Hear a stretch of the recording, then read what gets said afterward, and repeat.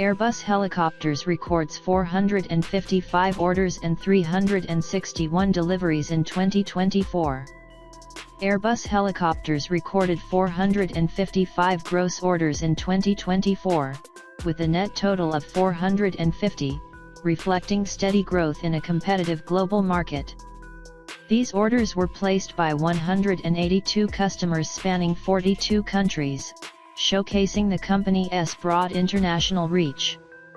The company delivered 361 helicopters during the year, securing a 57% share of the civil and parapublic market.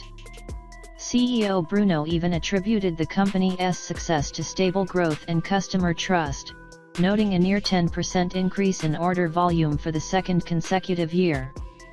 The Super Puma program saw robust demand, with 58 orders from key clients such American Samoa, the German Bundespolizei, Japan Coast Guard, and the Romanian Ministry of National Defense. Additionally, the NH90 platform underwent significant upgrades, including the launch of the Block 1 upgrade and the delivery of new configurations for various defense forces. In defense and security, the H145 and H145M programs gained new customers, including the Brunei Air Force and the Irish Ministry of Defence. Airbus Helicopters also played a crucial role in disaster relief efforts, with platforms like the U.S. National Guard's Lakota and the H135 supporting emergency operations.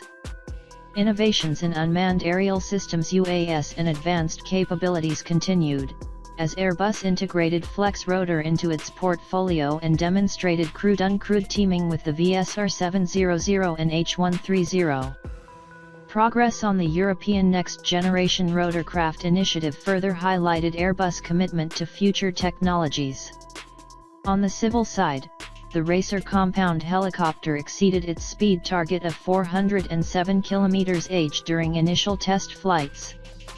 Meanwhile, the City Airbus NextGen achieved its maiden flight, marking a milestone in urban air mobility.